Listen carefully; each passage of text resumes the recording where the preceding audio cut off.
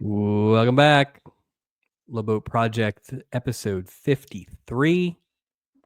I am Mike Robertson, joined as always by Mike Taylor. Mike, how successful does this podcast have to get before you can have your own gentleman's gentleman?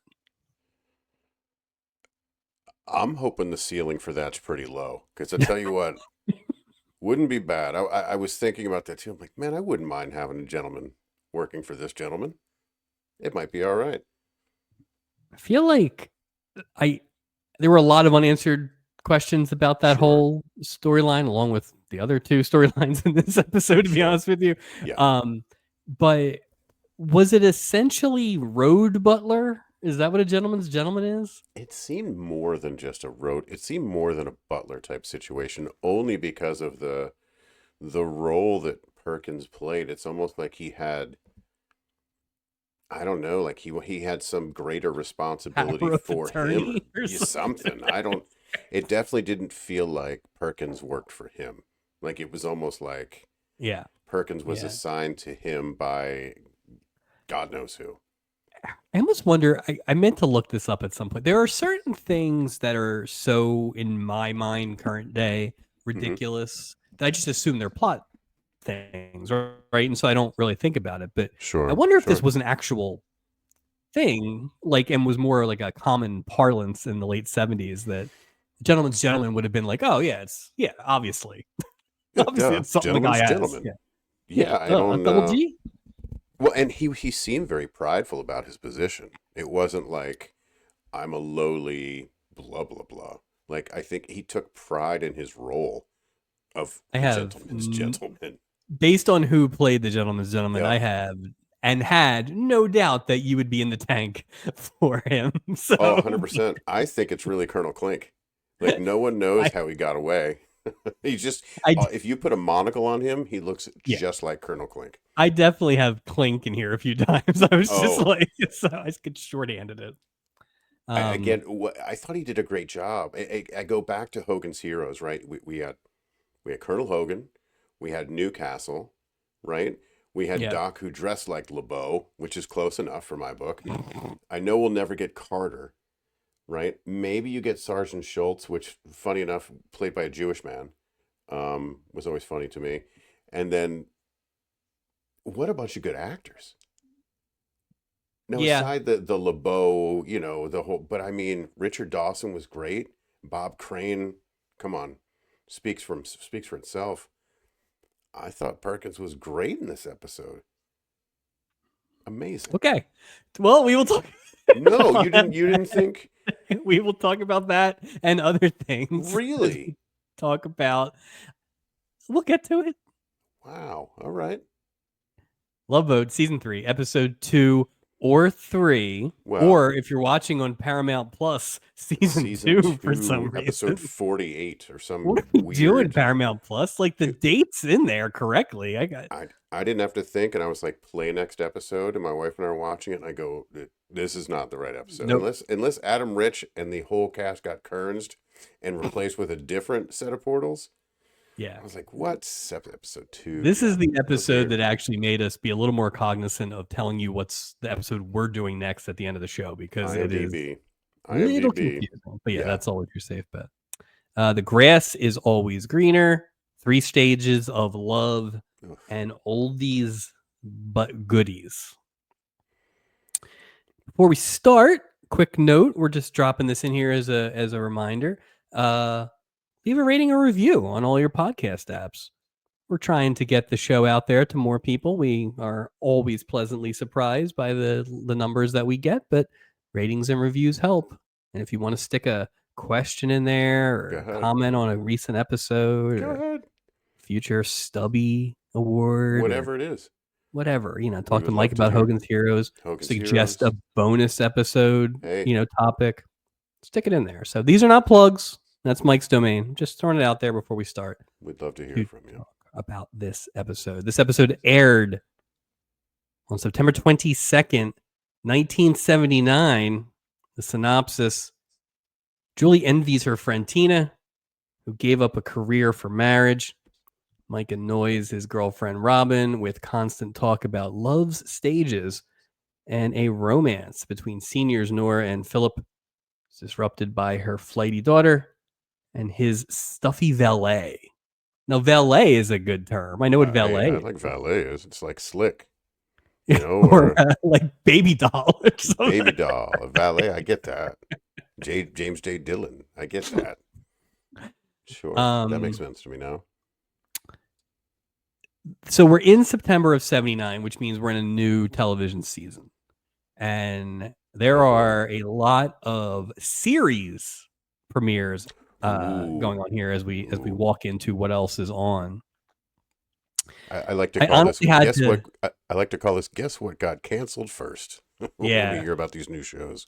I actually had to curtail myself a little bit, or we would be here like all night. There were so many different things, and we'll get to some of them. Apologies to Detective School, which I'm sure we'll get to at some point. On ABC at 8:00, the night leads off with The Ropers. This is the second and final season of The Ropers. Greatest TV theme song ever, by the way. Please Google that. I know you've mentioned before. Tonight's episode, The Ropers are knocked for a loop when a young man shows up with his mother's diary claiming that Stanley is his father. Not that. Interesting that they don't use DNA. They use diary entries. Oh, they didn't really have paternity. Wow. I feel like diary technology was probably more reliable back then. Apparently. Well, I mean, you'll be able to tell if it's his kid because, you know, he'll just be maudlin. Oh, it'll be painfully obvious. They'll do the mirror thing. What? Yeah. So normally after Love Boat on ABC, we've had Fantasy Island, and I don't know if this is temporary or if Fantasy Island has gone somewhere else. It would be odd. But tonight at 10:00, the series premiere of a show that ran for a long time, Heart to Heart. Ooh, I Robert Wagner. like that. Robert Wagner. Yeah. Ooh, that's a great show. So was it Stephanie Powers? Yes, and they were real life married. Yeah. So this sounds weird because they're on the same show and they're married, but like Robert Wagner would be too big a deal, or he would have to be like on a season premiere kind of episode, or I don't know. I mean, I almost thought that Robert Wagner was too big for Heart to Heart, to be honest. Yeah. So because it's not as though they needed extra publicity to have that show coming out based on who's on the show. So ABC's like, that's a waste. I would love to see Robert Wagner on there, but I think that's a big get for them. But I just wonder if it's like they're in the ABC family, Mike. Like it's a season 7, you know, the boats in Japan or one of those fancy 2-parters, you know, it's like something. Actually, well, you know what else? Maybe Robert Wagner doesn't need to be on a boat. Maybe that brings up stuff. I wasn't gonna say it. I don't think Christopher Walken's going to be on this boat either. No, unless they bring him on to do swimming lessons for the crew. You know, all right. First of all, everyone put on a sweater and skip dinner. All right, moving on. On CBS, there's a real movie that I had not heard of, but you are a fan of one of these actors, so maybe you have Lucky Lady. Lady. Is it a horse racing movie? Well, it stars Burt Reynolds, along with Gene Hackman and Liza Minnelli. Whoa! This is from 1975, so this is that's a fun movie. Prime Reynolds. Is it the plot? 1975 film starring those three as a trio of rum runners during the Prohibition era in the 1930s, and always they engage in a menage a trois outside of business hours. So. Oh, jeez. First of all, I just want to say Burt Reynolds, he's in another sort of like bootlegging movie called Gator, which I was a fan of in the 70s as well. I was going to half jokingly say, oh, is it about, driving, Coors Light to Denver, or is this about running booze in the Southeastern? Always running booze and booze, doesn't he? Always. But the one that I've been hinting about. Sure. Is the 2-hour season premiere on NBC of a little show called Chips. Ooh, okay. 2 And hours of chips I can get into. All right. you might be thinking 2 hours of Chips. I mean, what are we possibly going to do? As we've discussed last season, we're not even sure they're cops anymore. We don't know what they're doing. They just, yeah, they wear tan and they drive motorcycles. One has black gloves and one has yellow gloves. That's about it. I could give you 100 guesses, and you would not get the synopsis of Aliens? what this Aliens? is. Vampires? Something crazy? Wait. 2 hours is big. Maybe they're traveling. Maybe they've taken their motorcycles avec Paris. I don't know. Like, They went do you to think they're in Alaska? there. They It could just be in got that Alaska. board from last Yeah. week. So, And instead of chips, and maybe they're in France, but they're in England. They're called crisps. this feels like a direct attack They're in Alaska. on the Love Boat. Tonight's episode Oh, features a roller disco party with over 60 leading television stars, including Loretta Swit, LeVar Burton, B. Arthur, and Bruce Jenner. wait, they're all roller skating? That's all I got. Is it only the celebrities get to roller? Because B. Arthur on roller skates is a funny mental image. I got to be honest with you. I didn't look that far, Wait. but I So, did look to see that it is available on Amazon Prime for free. So okay, that might be it. Because then I'm like, why are Just- motorcycle policemen patrolling a roller derby full of 70s TV stars, such as? so I don't get it. I think I saw the Ponch and John or somehow like the planning committee or some bullshit. Like it's just Oh boy. anyway. That Yeah, I that want to see feels all of like that.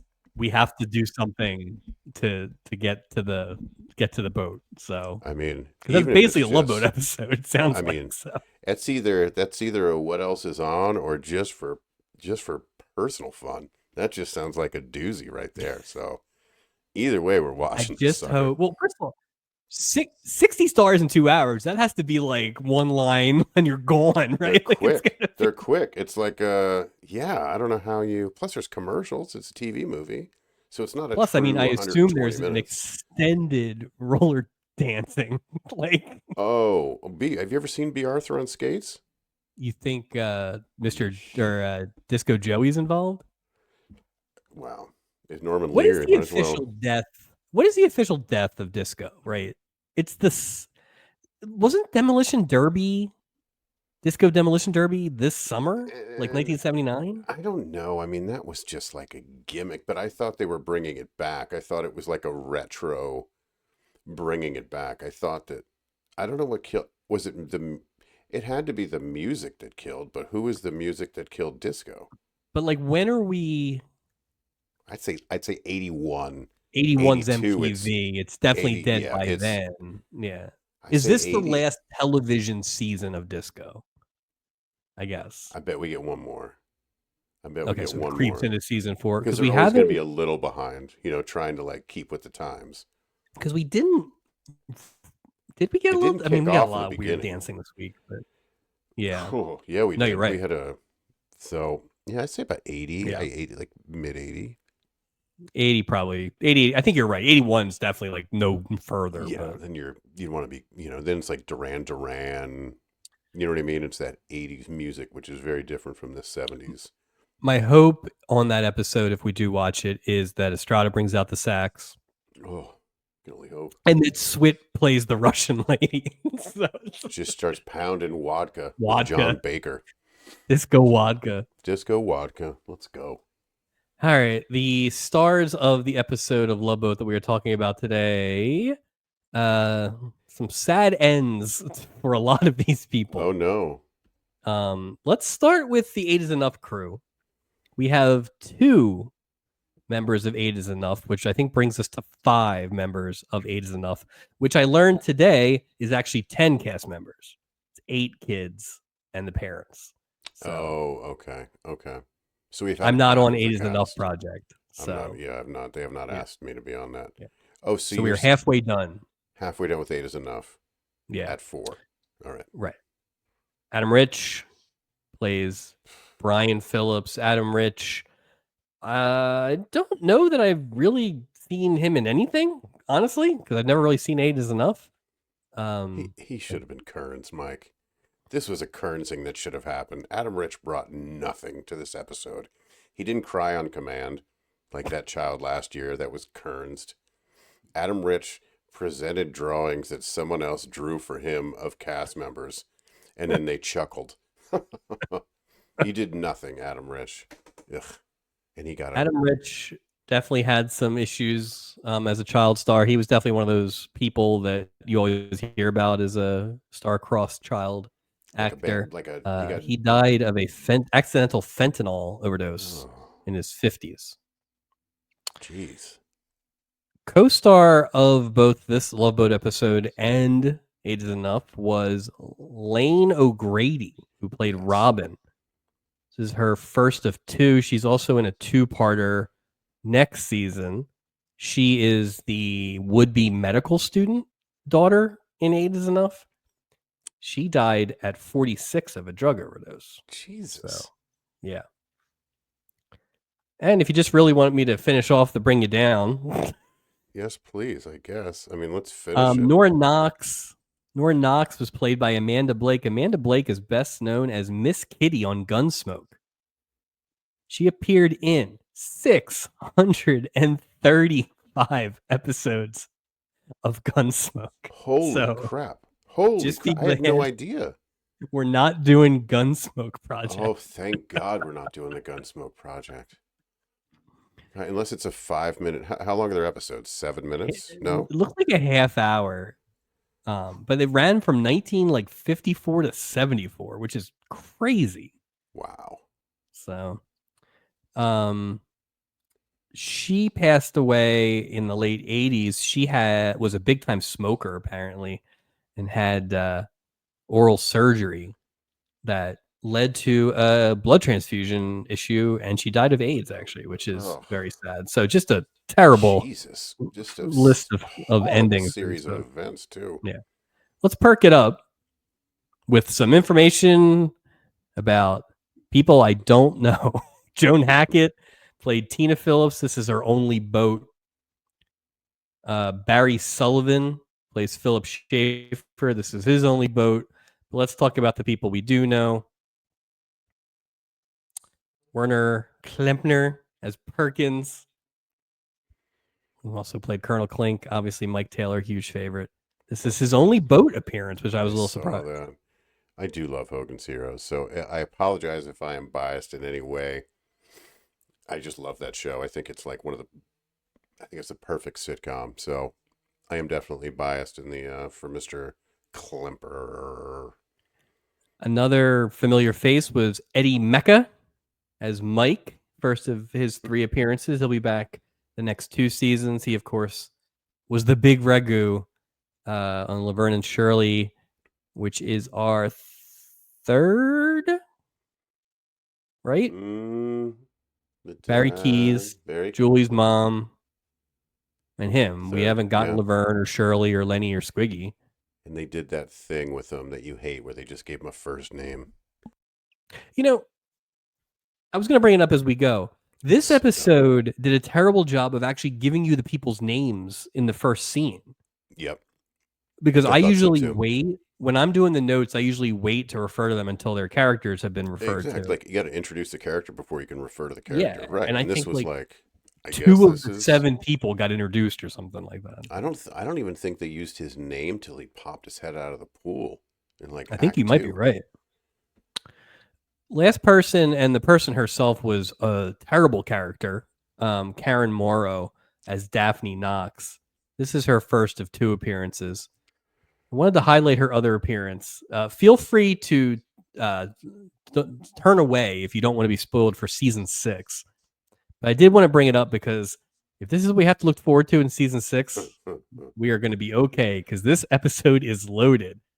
Her other episodes includes returning stars, Donna Pesco, who is the Moon Expert's fiance. Okay, all right.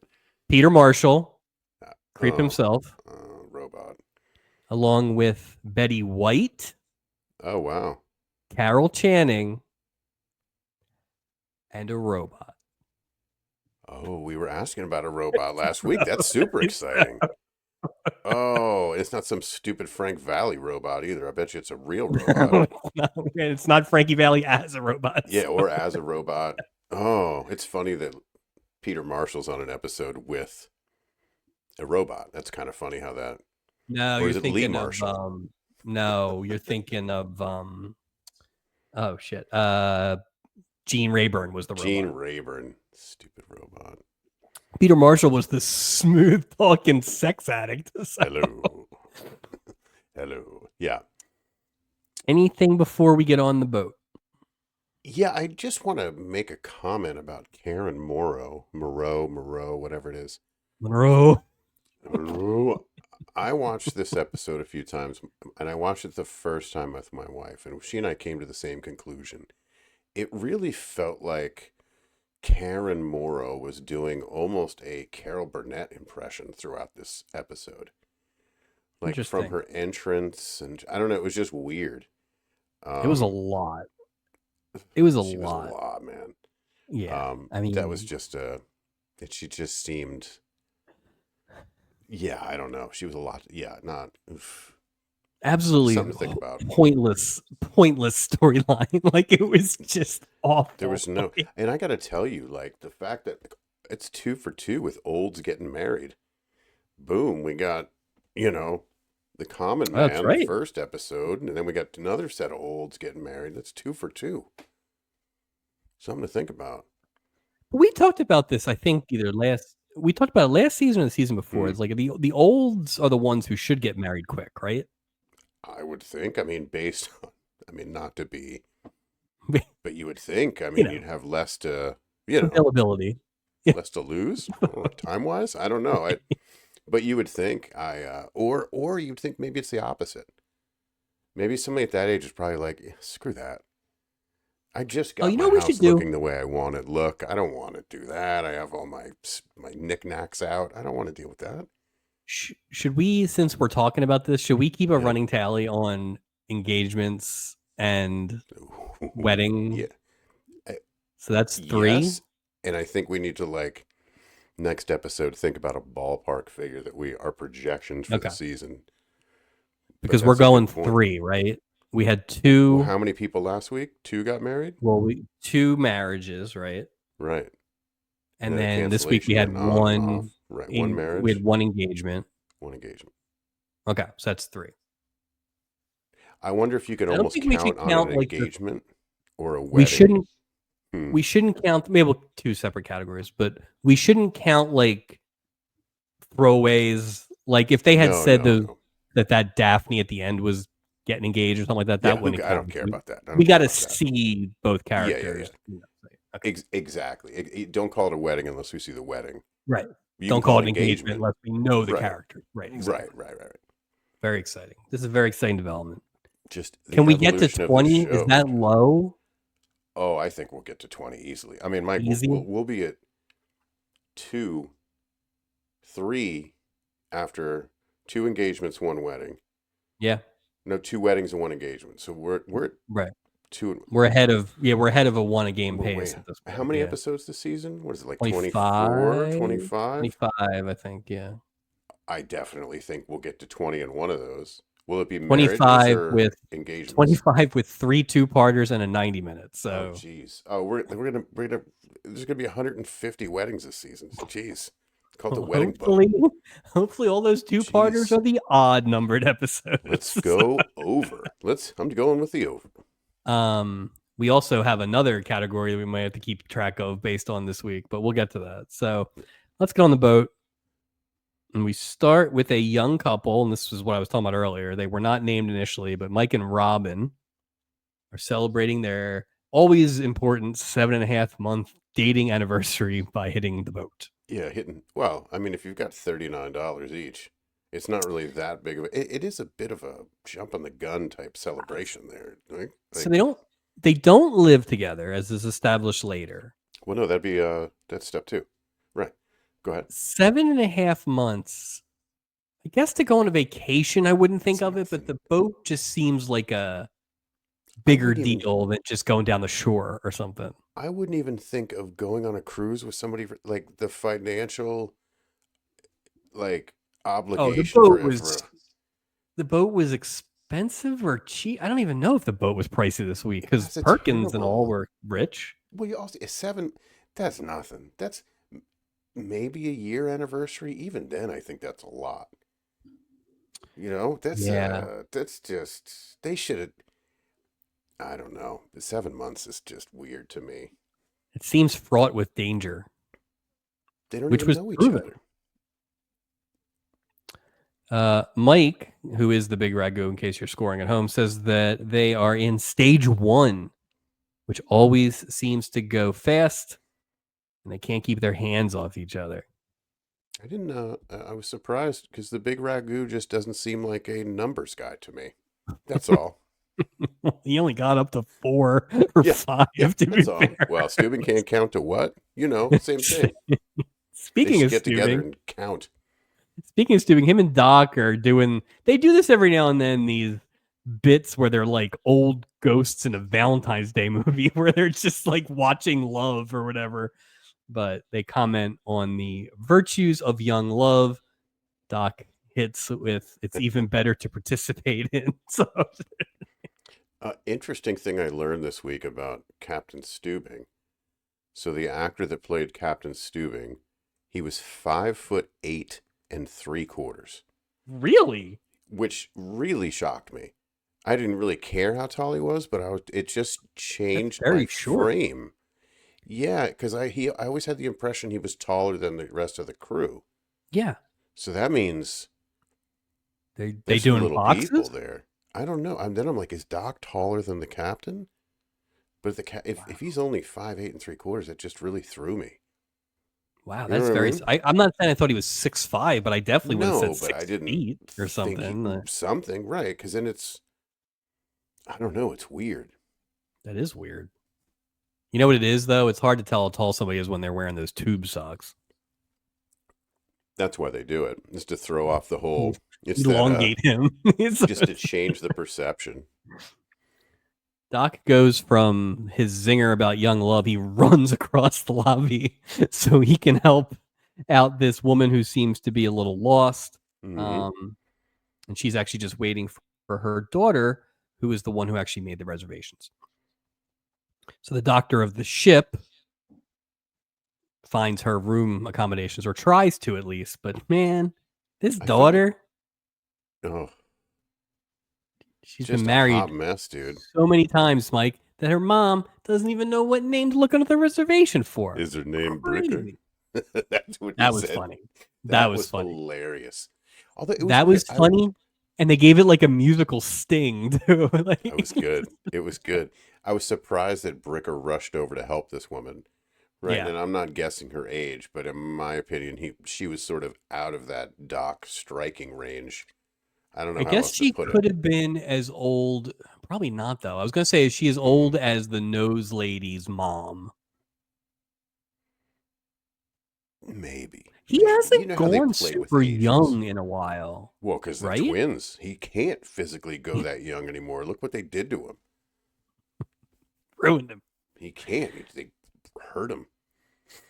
So it turns out that the reservation is not under Daphne Mitchell, Daphne Leffler, Daphne McClure, Daphne Tyndall, or Daphne Bjorklund. I love that you wrote those down. That's fantastic. It's under Daphne Knox, which is her maiden name, and her mom's name is Nora Knox, which again was not said in the scene. If But they head anybody off should have, their if cabin. anybody should have gone hyphen, it should have been this lady. Good lord. Oh, that would have been great. That would have improved the character immensely. Oh, what's your just this whole long list Yeah, of hyphen names right. would have been great. Yeah, I agree. While looking for the reservations, Daphne left her boxes of wigs, John Ritter, on top of a wheelchair guy. Yeah, because that's where they go. That's where they go. I know enough not to put like my wife has like a couple nice expensive purses. I know enough not to like if we're at a restaurant to put those on the floor, right? Yeah. But I would also put those boxes on the floor instead of putting it on some disabled person. Excuse me. Not a word was said. They just piled hat boxes They don't know if those legs are lifeless. They don't know. Also, I think we kind of talked about this in that episode with John Ritter where he stole the wig box, but it's Yeah, like I understand it's 1979, but like there's not better transportation technology for wigs. Wigs are not that big, right? I mean, you should be able to stuff those babies in a sack or something. I bet you because you want to like keep it styled too. I guess Maybe they're so styled that it's like don't move, it seems incredibly inconvenient. especially to go on a cruise with multiple wigs. Plus, did she even change her hair? Like, I didn't, I don't know. Somebody did call her bald headed though, and it made me well, it was giggle. Perkins. Yeah, Perkins just It said was your Perkins here. bald headed daughter. So, Yeah. yeah, this leads to Perkins, the gentleman's gentleman of the wheelchair man, being offended and going back and forth with Daphne, and this is where she calls her a bald lady because she had all these Just hat so boxes. funny. The fight kind of dissolves, but then Philip Schaefer, because again, nobody's name is given in these scenes. We don't know who the hell's. Yeah. Yeah, tells Perkins, if I were you, Perkins, I'd ask for 2 out of 3 falls. So it's like, Barry Sullivan's out there swinging. He's getting his lines in. so Perkins rolls Philip out there. And that's the other thing too. We have a Philip, and here coming up we have Tina Phillips. Like, come on, guys, you're not helping me at all. This was a tough one to get back into the notes flow, I will say. Oh, So, and I have to have them up as we're talking about them because yeah, they all just kind of blended in there. yeah. Nobody had a. And again, It was it's just a like bunch of white ladies. It was just like, all right, white lady one. I don't know her name. I feel like we make fun of a lot of stuff this show does, but we've never made fun of the opening scene establishing who the people are. It just helps. The parking lot scenes we always loved and stuff like that. They say a name. Right. This is the worst version of this. I agree. Like, I agree. so, They didn't say anything. Like they would have been like, "Don't put your boxes on Philip Schaefer's legs." Right. Nobody puts a box on Philip Schaefer. Just something. Yeah. All right. The one explanation we do get is Tina Phillips. Tina who enters the boat and is excited to see Julie. That's right. It's another Julie friend. This time, she's traveling with her son, Brian, not, quote, that old husband of yours, Mac. So they were really doing exposition in this one. They put all the exposition in this storyline. I didn't like this. I was physically uncomfortable, and you already know what I'm going to say. Oh, I know. Oh, where you're going is 100% correct, and it is going to be reflected in my awards at the end of the episode. Fair enough. I just wanted to. I agree. Julie introduces Tina to Isaac and Gopher, where we learn that the ladies were in the same cruise director school training together, which, sure, the Princess Line and establishing, I'm sure they have an excellent instructor, a former cruise director who, maybe like the Florence Nightingale of cruise directing. I'm sure somebody's really done the job. It's got to be a cruise director teaching the other cruise directors. You would think so. Hopefully it's nobody hunky that would distract them. Somehow we find out Stubing was the trainer in this course, and B, they both had a crush on him. So... Maybe that's when he was drinking. Maybe he was way cooler back then. He was driving a Trans Am. He's hammered all the time. He's a real bad boy. He still had the flashback dark sides. He's got feathered hair, like dark feathered hair too. It was bad boy Merrill. He dressed like the Halloween episode where he was like the pirate or Captain Morgan or whatever. He was like one of the Thunderbirds in Greece. He was so cool. He was so cool. So yeah, that them having a crush. I do not like that, Mike. I do not like that layer, that unnecessary layer with Julie, because I always thought it was like a father-daughter, and now it's not. And Julie was kind of embarrassed that she said it, but man, it stuck with me the whole episode. Yeah, I am not cool with that. No, and honestly, I don't like the fact that this boatman is training the cruise director job. That doesn't make any sense. there was a lot of inconsistencies about how the cruise director program works and the line of succession for the cruise director job is. So, Well, now I'm wondering, well, who's going to train April? Remember, April thought about becoming a cruise director. Well, who, like you said, well, who? It just bothered the whole thing bothered me. Just I get caught up in stupid stuff like this, but the fact that they didn't have the foresight to add some detail that makes a small like, why amount of wouldn't it be sense. It would almost should have been like orientation, Right. and Julie got. It would make sense that the captain of the ship would do some sort of final training for his cruise Or an director. introduction. Add Also, something. here's the thing: Hmm. you're essentially a teacher in this spot. You're hitting on the students, the He was much younger laying it students. on with Tina Phillips too. Like his body language was weird, Well, and okay, so Julie was 25 at the end of last season. well, you know She's how. been on this thing at least 3 years. Yeah, So we're talking about these are like 21, 22-year-old 22. girls. Stubing's 150. Like, so, ugh, Uh, no, I thank I you. didn't need that because it just changes the. It Yeah, makes it makes me sadder for Julie in a way. We're I coming off really a hope rough that this whole estimate. season is not just how sad can we make you for Julie, Well, because they're like, "You're so sad. Let's bring a little girl on the boat. This will raise your spirits." You're like, "No, ugh, poor Julie, yeah. man. What a crap." So we clearly are getting flirt Merrill, which is the worst Merrill, Ugh, and he says, "Oh, my adhesive favorite Meryl. trainee and my biggest crush. Great training program you have there, Princess Cruise Yeah, Line." way not to make it. Good, Yeah, yeah, nice. Thanks for not making it the yeah. SS creepy. This Jeez, this man. program was discontinued in 2018, Yeah, so due to alcohol and a it's handsy time. Meryl. Turns out its Jeez, time was up. good So lord. His controversial training system. Get out of here. after the horn, we are in the cabin with Philip Schaefer, and he's telling Perkins that Perkins. maybe he went a little too far on the Knox ladies, Was at saying least his 50% daughter of was them. bald Yeah, headed. yeah. Oh, it's Perkins funny. says his job is to keep the undesirables away from him. Philip says, well, at least one of them wasn't undesirable. So we see where this is going. Yeah, but is that a butler? Back to your point. None of this sounds like the role of a butler. Like he's No. almost acting like he's like security for a celebrity as well. I'm trying to keep Well, away the. So I ask, who's Philip Schaefer then? I wish they would have. I mean, he's a man of means. He says as Wow. much later. But They give like, zero explanation as to why he needs the help, why he's in the chair. hmm, They give a very vague thing. I think it comes up in the blood pressure scene later where it's like somebody, probably his kids, right? Somebody hired Perkins to make sure he doesn't die, I guess. something. Or to It's make sure like he doesn't like throw himself at a woman and that's what get it married. seems to be. But Yeah, Perkins, it's just make sure my it's dad doesn't marry a stranger on this cruise. And Perkins is like, you got it. yeah, divvying up that inheritance. That's what it is. Yeah, that's actually yeah.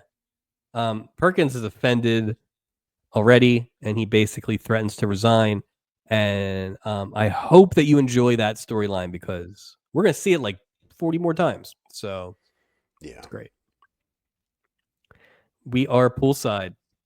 Robin is talking to Mike. Carmine pops right out of the water to Robin, who's on kind of laying on the side. So this was a much more natural conversation than a lot of the pool conversations we've seen. Yeah, sometimes it's like that conversation just wouldn't happen while in between tea parties at the bottom of the pool. I just don't. There's no time for that. There's no time for that. Be in a pool, have fun. Well, You're on vacation. I mean, I think rightly so, based on Yeah. the conversation we had at the beginning of this. I think Robin is taking this invite. I assume it's like, oh, this is a step. Like, I don't know that I would have gone on a cruise for 3 days where you're trapped if I wasn't No. living with the person. Not out of some sort of Puritan thing, some sort of like, oh God, this could go horribly wrong. I mean, unless you had a job where the money thing's not a big deal, and maybe you view it as, well, let's see how this goes before we even talk about cohabitation or like a anything. trial run. I mean, but it's not really a trial run because it's vacation, but Well, I guess I could see maybe if you can't survive 3 days on a in luxury paradise. cruise liner, Well, yeah. maybe I So shouldn't say paradise. I don't know if this is paradise. I mean, no, actually, Mike, it's not paradise. it's not paradise. It's stage 2. It is stage 2. Are they going to say it's Puerto Vallarta? Stage 2 is when Kissy Huggy settles down into comfy cozy. Oh, we know that one. We know stage 2. I know that one well. Yeah. Robin says they could stay in stage 1, but Mike's like, nope, that's impossible. I've seen it Hell no. before.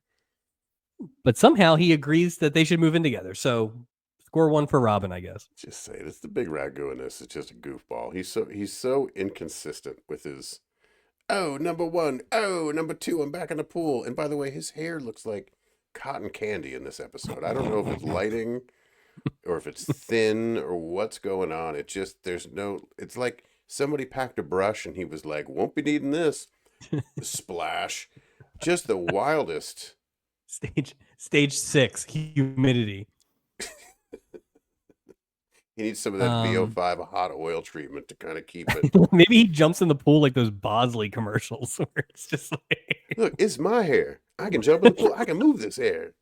No, he had some, I guarantee you later in life, there's no way that Eddie Mecca kept that hair of natural dark brown cotton candy on his head. This is the second thing I've ever seen him in that wasn't Laverne and Shirley related. Yeah. Do you know what the other thing was? I guarantee you've seen it. Not like My Bodyguard or something like that. League of Their Own.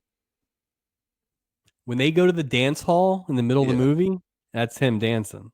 Well, I mean, he's born to. Well, he also knew the director. That probably helped. But did he have a full head of hair? I don't remember, but it was the 40s, so Oh, you could. Well, I'm also not quite sure why he wasn't at war. Now that I think about it, so because he was dancing. I'm too good of a dancer. I'm the ragu. That's true. Daphne, married 5 times, and her mom are on the deck where mom's 1910 morals aren't really playing well with Daphne. No. Daphne ditches mom, which gives Philip a chance to make his move. Sans wheelchair. He can't make a move with those skinny little legs. I mean, let's be honest. He's going to need some help. What was wrong with his legs again? This is blood pressure related. So if you're really rich and you have a blood pressure issue, you can't use your legs. I don't understand. No, if you're really rich, you have blood pressure issue. You can't go to dinner. Oh, that's right. You have to dine in. That's right. They never explained why he was in the chair. The might just be lazy. You're rich and you have a blood pressure issue. I'm not going to say if it's high or low, but your best bet, just sit this one through. They give the number. I have it, but I don't know. Maybe I don't remember. Did they over prescribe wheelchairs? I mean, Bill Bixby. I mean, let's go back. You've got rich guy on, and then I'm thinking, what a pain in the ass it would be in the 70s to try to go on a cruise in a wheelchair. Well, he's got a guy though. Like poor Maureen. They picked me up. Put me down. Poor Maureen had nobody there with her until Bixby showed up. That's true. I don't know. Interesting. Well, I would just wonder how accessible a cruise ship was, how wheelchair accessible a cruise ship was in 1979 is the thing I'm So that episode, the Bixby episode, I think they had to carry her up the steps, but then it was all elevators and stuff. So we haven't seen a lot of ramps. But our friend Jimmy, who was married to Debbie Allen, he never even got near the boat in the wheelchair. So no, he didn't need to. Girl, go have a good time. Yeah, and then come back to me. Come back to Papa. Which is funny because parasailing gets brought up later. I saw that too. It made me laugh. I was like, oh no, Philip Schaefer's going to go parasailing now. Like, oh no. Oh, yeah, I giggled myself. The third leading cause of death in 1979 was parasailing on the Love Boat. In the last 6 weeks, it's caused 2 people to lose the use of their legs. It's terrible. If they're not going to make explanations, we're going to make explanations. Exactly. So, we'll define the safety record of that parasailing in Puerto Vallarta.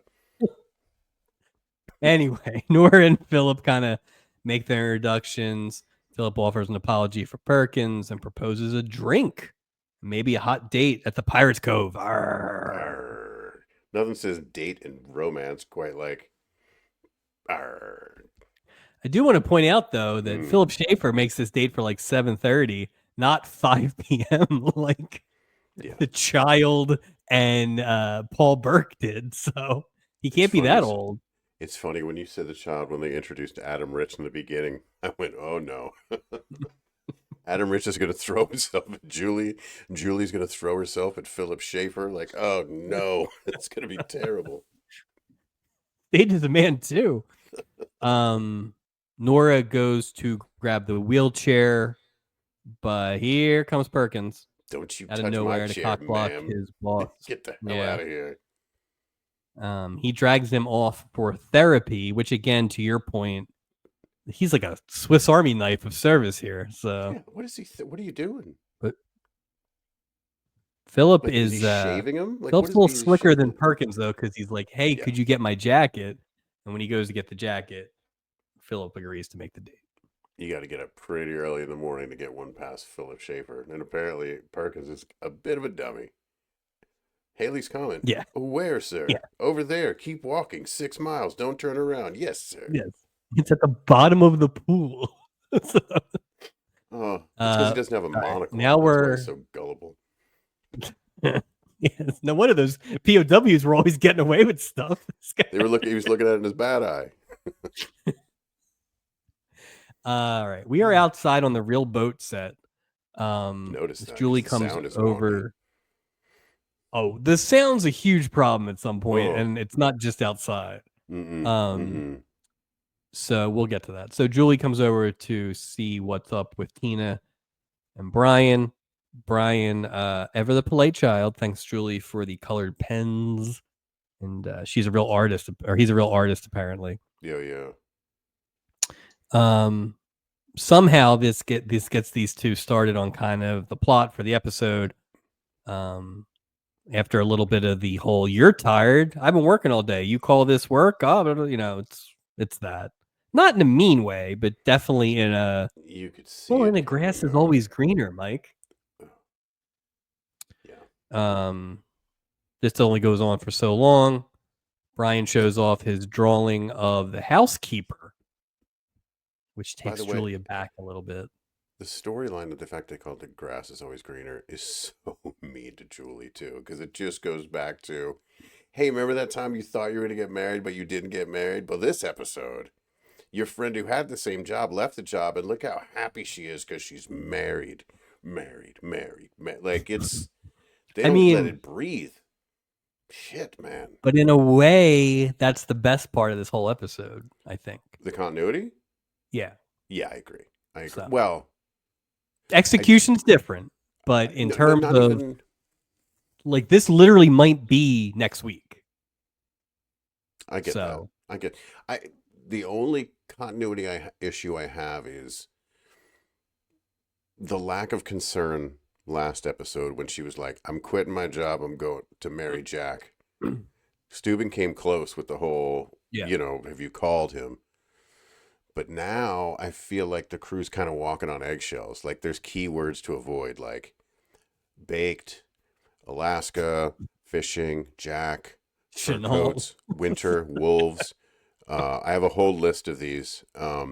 Iditarod, huskies, snowfall, all kinds of things. So Jack Frost, anything. So it's like now they're walking on eggshells. They're like, Jesus, don't say that, Julie's trying to.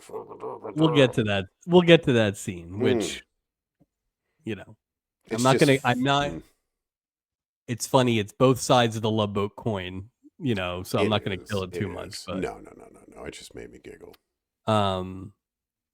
Anyway, Stubing shows up, of course, and gets scored on by the kid. I bet your head burns. He is so red in this scene. Like the Yeah, actor, Gavin McLeod, is so red in this he's probably scene. pissed. He beat the crap out of Adam Rich after this take was over. He totally improv that line. Adam Rich did. Beat the crap out of him. Draw a picture now. Yeah, look at all this hair I got. This bowl cut. You're gonna have to rename that show to Seven is Enough. Oh, snap. Undeterred, Meryl moves into flattery mode with Tina and also managed to move into attack mode on Julie. No kidding, man. Look how So- strong I am, Tina. Look how I so- belittle Julie. Ugh. Okay. So this is where the one thing Stubing did this whole episode, I did agree with him, but also not. So Stubing says to Julie that I see we have yet another Mexican fiesta night. Maybe we could switch it up to do something else. Like, to be fair, while the ship is moving, like, how about you tell me that before we? Yeah. To be fair, Sure. We have seen a lot of Mexican fiesta nights. Well, and they're not consistent. Remember that first one was like, whoa, and then the second one's like, oh, and then the third one was basically just that stupid sign. But that said it, but it's not the same passengers every week. So who cares if it's the same thing? Do the same shit every week. Right. Also, to your point, don't tell me now. I packed all this Mexican fiesta stuff. Right. Because we're going to Mexico. I don't know why we would do that. Crazy, I know. Julie says they could do a toga party, which is a little too wild for Meryl. Nobody's going to see his bare chest. Tina's comment about all this party planning being a pretty great life. Julie took that in the wrong way. So yeah, here we go. The grass is greener. Here we go. Yeah. All right, back in the Pirates Cove. Julie is shit talking Tina to the guys. She really is shit talking Tina. Yeah, we are here immediately. Julie is in her feelings, saying that you don't get things like a drawing from an 8-year-old from a career. She then kind of tells Gopher the heck with women's lib when he brings it up. Oh, that's lists all the comforts. Yeah, all the comforts of a rich marriage with children lifestyle. That sounds a bit jealousy, a little bit of jealousy. It's almost like the wrong lesson was reinforced based on what happened with Jack. Because now she's like, oh, now I definitely know I have to get married to a much richer man that I barely know quickly. Yeah, we don't really know how much money Jack had. I mean, he had a nice Jack deck. was He Alaska fishing off his rich. deck. Yeah, he just has a lot of mackerel in his whatever. All right, before we get into the crux of this very important scene, this is the ADR. So outside, they've gotten better at it, but there was definitely some Julie voiceover on the outside stuff. But that could be wind or somebody got fired this week. Good Lord. They for the next like 3 scenes, which are indoors, Julie gets ADR'd. And I don't know why though. There wasn't anything visibly going on, or was it just? I will say, if you watch her talking, it is a little unusual. Can you explain what ADR means to our audience that's not familiar with that term? So ADR basically is when you finish filming a scene in a movie or a TV show, they would then, after it's post-production, and you would go into a studio and they would give you the lines and you would basically repeat the lines. It's like a voiceover on top of what you're saying. It's just dubbing, basically.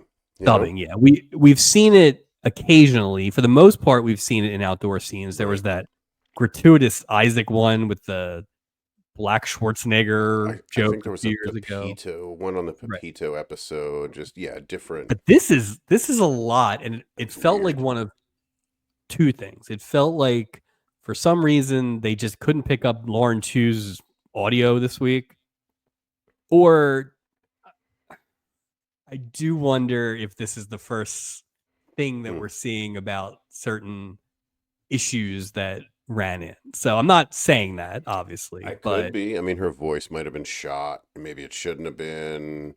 Yeah. Who knows? Who So knows? it Not to wasn't the say whole that. episode. No, no, no. It was Who spotty. knows? But it was It was it was super noticeable though. it's very noticeable. Yeah. Yeah. Um, Doc diagnoses Julie with Tina envy. Yep. Julie doesn't really deny that. And then we get into it. After Julie says that Tina could have stayed with her career, and where would that have gotten her? Gopher starts listing all the places that they've gone. Very nice friend thing to do. And he lists all the ports that we become familiar with. And then Isaac Washington, the bartender. Theoretically, the smoothest person on this boat. Definitely the person who knows how to talk to people and not talk to people. Yeah. Mentions Alaska. Which is just what I told you. Don't say that keyword. Are you kidding? Why would you say that? And Oh, Julie shit. Here we go. Julie kind of gives, Julie kind of takes it the way you would think, and she leaves. And then Gopher and Doc do not give him a break. Like, they smoke That's what I'm him saying. They're like, what are pretty you good. could, Like, so.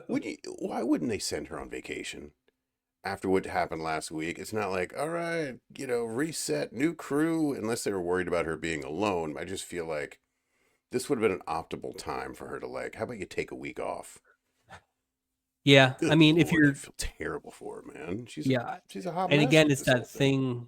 But the thing is, it all rung very true. It felt very real. Yeah. It's one of the only things in this show that has ever made it to the next episode. I agree. And it did feel like something that would happen. And probably the only time outside of Jack stuff that they at least gave Julie's, and she really wasn't on the Julie scale. She really wasn't that crazy this week, honestly. I mean, she was a little No, dramatic, no, no, no, but no. She but was. not. This isn't Priest level or Well, anything like that. I thought it was going to be the second week in a row where she quit her job. I mean, she tried. Yeah, I mean, right. That's what I'm saying. So it's like 2 weeks in a row we get two olds, we get marriages, we get engagements, and we get Julie quitting and just about quitting 2 weeks in a row. We are off to a raucous start this season. Back in the Schaefer cabin, Philip, his blood pressure, it's high, Mike, 160 over 95, a bit high. It's a little high. It's not wheelchair high. That's not why he's in the wheelchair, I don't think. So. No, unless they see an exit wound. I don't know. I don't see anything. So, Perkins is like, nope, no plans for you, old man. Philip, this is where I thought maybe we would actually get an explanation of something, but not really. Philip just says, yeah, Philip just says, like, you're not the boss of me. Basically, I'm mentally capable and all that stuff. This is where Perkins kind of says the thing that my job is to make sure that,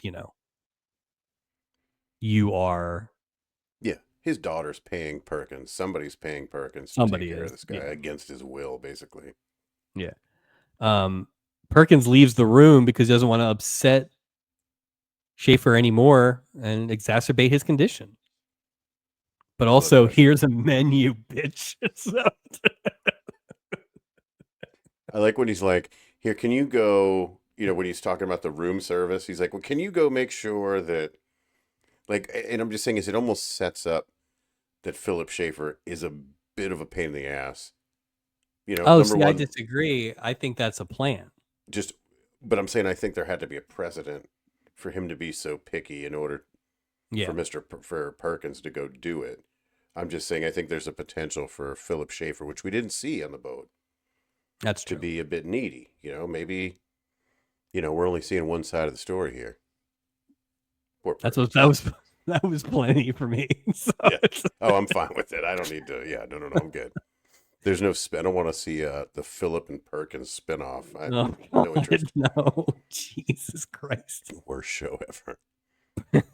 The Knox cabin is also getting ready for a big night as Daphne is tarting herself up for the evening, telling her mom not to wait up.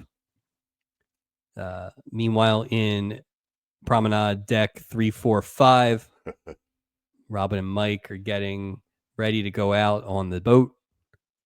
Mike left his socks on the floor, which leads to, get this, stage 3. Stage 3. Here we go. Stage 3, the picky stage, where you find fault in every little thing that I do. And that leads to disenchantment. So Robin picks up the socks because she's hungry and she's sick of this plot already. So I'm just gonna go out on a limb here, Mike. Mike and Robin should not be together. Let me just get that. Like, this should not be together at all. This is never gonna work. It's never gonna work. Because this guy Mike's a freaking wild card, man. He's ready to leave this ship and her at the drop of a hat. Just give me a listen, man, reason, Robin. He's out. you don't know how he's been hurt. Cindy Williams just dropped him like a bad habit. She really did. She really did. They're just not. So, if it's like this at 7 months, let's not get to 8 months. Let's just end this voyage at 7 months. There's no Stage purpose. 9, jump off the boat. No kidding. Oh. Yeah, stage 10, international waters. Just get away. Nora is at dinner, but Philip Schaefer is a no-show. Nope. And we finally get to our first act break. That was a long first scene. So much. Act 2, Schaefer. He's playing Colonel Clink like a fiddle. He sends this idiot Perkins to go get his dinner from the kitchen because room service can't be trusted. Make sure the crusts are cut off too, Perkins. Yeah. I want you to make my tuna yourself. Yeah. And as soon as that happens, Schaefer's like, later, losers. And he's like, whoa. He grabs his coat and he's out of here. I'll say this, right? So Perkins is gone. Philip wheels himself over to his closet, right? And it starts like, okay, showing that he's going to get dressed. And I'm thinking, how the hell is Philip Schaefer going to get dressed by himself now with those lifeless legs? Like, he's by himself. Now he's going to put on his whole by himself. Now he's like, jacket on. He's like, damn it, I need Perkins to put on my dinner pants and tie my shoes, like all this. Oh, it's a gift of the Magi. It is gift of the Magi. It's exactly what it is. Maybe the most perfect version of gift of the Magi ever. Yeah, this is our Christmas episode. But I mean, Philip, she'd be waiting in her cabin for another 24 hours before it knocked. I'm going to get my stuff. I'm going to wheel myself out. Oh, there's a ridge in the floor. Like, he's not getting anywhere quick. Smash cut to Nora's room. Now, don't forget, we ended Act 1 with Nora being stood up, and she's going to the horn. She's like, operator, give me the room of Philip Schaefer. And we get an appropriate pause, not just the classic, hello? Yes, I'd like, thank you, but we don't get that. So, yeah. But before Nora can be too crestfallen, the door knocks. And who knocks for Nora? Philip Schaefer. Did you say who knocks on her Dora? Yeah. Nora? Nora's Dora. Philip Schaefer, Dora. Yeah. All right. Philip Schaefer solo. And her Nora's Dora's daughter's Ahura. Yeah, no kidding. No kidding with that crazy outfit on. Oh. Back in the dining room where Adam Rich is wearing the most piece suit I've ever seen. Jesus, a 17-piece suit. That's great, Adam Rich. Stubing has his sexy voice going as he talks to Tina, saying that he was surprised he chose the family over a career. And then he says that Tina was the best in his class. He's so creepy, man. He's so creepy. When she mentions how good Julie was, Stubing's like, let me turn this into an excuse to let Tina take over Julie's job. Like, he's no kidding. Just like, oh, it's not very different than what he did with what's her name, the trainee. Yeah, he fell into her trap pretty quick. He doesn't learn anything. No, nothing. No, he's out for himself. So Stubing wants to show off Tina's dancing skills in the Acapulco That lounge. doesn't make any damn sense. She's got to take her kid to bed. Julie's like, "Don't worry about it. I got it. You can Yeah, but go I play think she cruise said, like, director." I'll play mom. And I'm already back to Jack last week, how Julie was going to play it. I'm just like, oh, man. Just emotional scars all over the boat this week. Poor Julie. The ADR here is really bad. Yeah, it And was. this was kind of the part where I thought maybe there was a bigger issue with Lauren Something was Hughes. up. Yeah. FYI, late seating dinner now being served at the Coral Dining Room. You know who's taking advantage of that? Mike and Robin. That's right. I guess with all the stages, one of the stages is late. So, I guess dinner's like stage 20. They didn't get to it because they ate so late.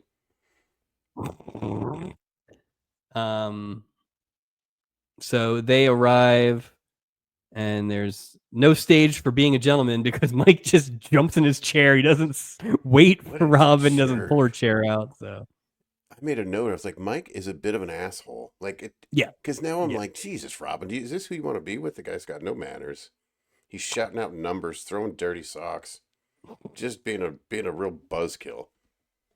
So Robin's trying to kind of move past all this stage nonsense and everything, but he just can't let it go. Such a dick.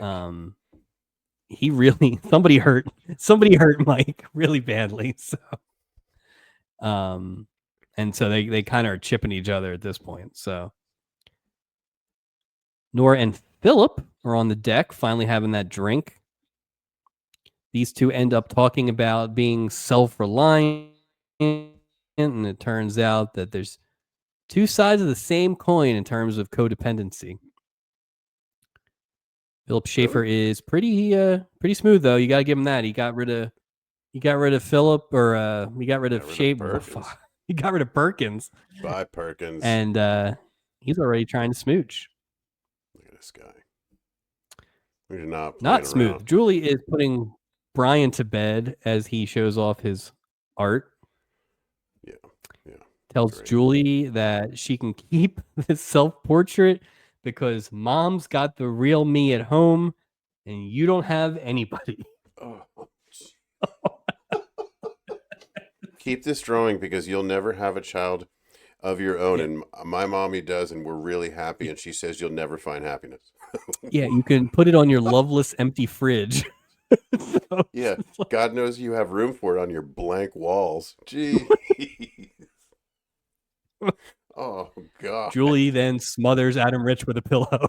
Yeah, or then Julie starts making out with Adam Rich. He's just the ultimate turn. Ugh. All right, we are dancing in the Acapulco lounge, or at least Daphne is. This is that what Travelina Daphne's level doing? dancing. This is Or just it's like like she early is. Gopher, like early disco Gopher last season. That craziness. We pop around a lot here, which is way too early in a show for Yeah. this. Robin orders a drink from Isaac, but Mike is counting them. We all know And the Mike, rule, Mike. I think you know the rule. We know the What's the rule. rule about counting drinks? So, You don't count drinks. You do not count drive. Yeah. Yeah. Well, I thought that. Well, I'll let you finish, but I do have a theory here.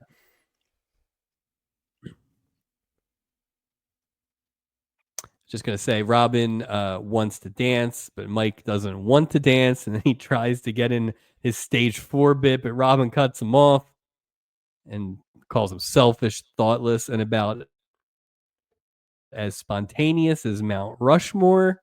That was good. Mike says she's so predictable, and we get our second straight slap of the week.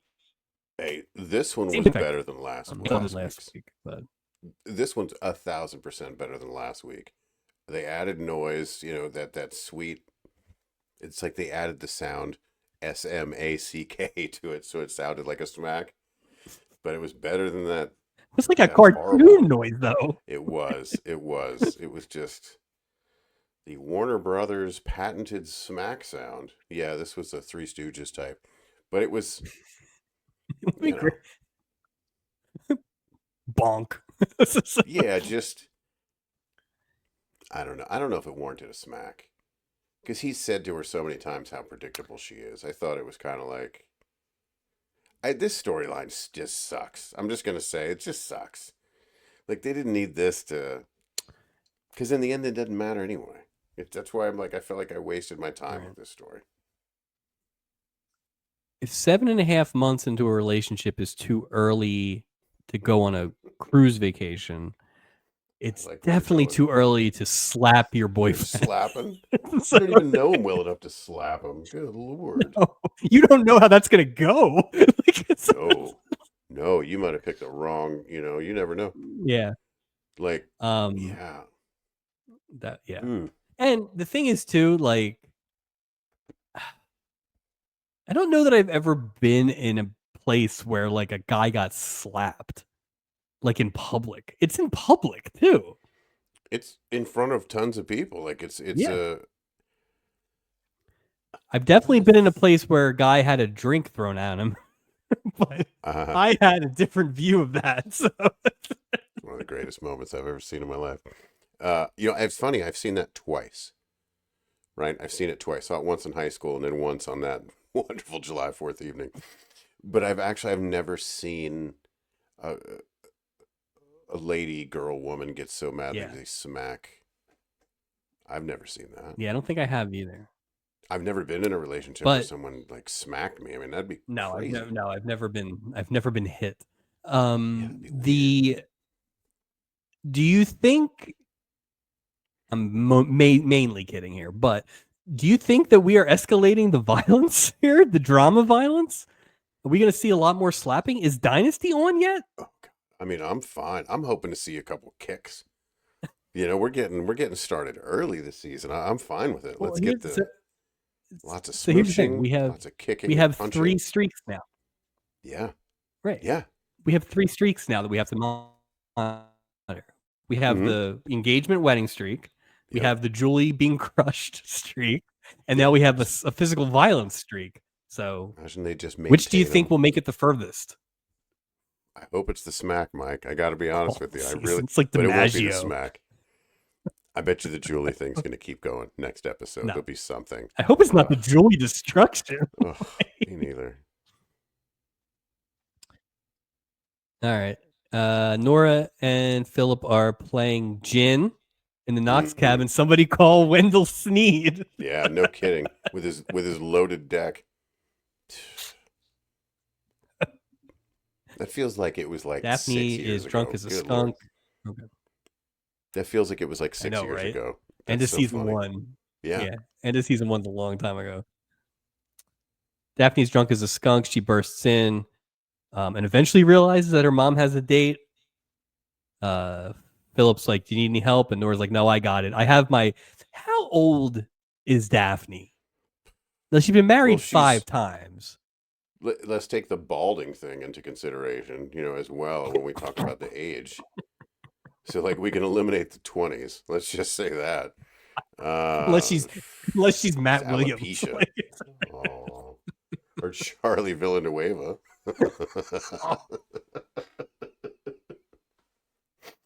Oh, or the Human Toilet's brother. I think he had that too. she's got to be.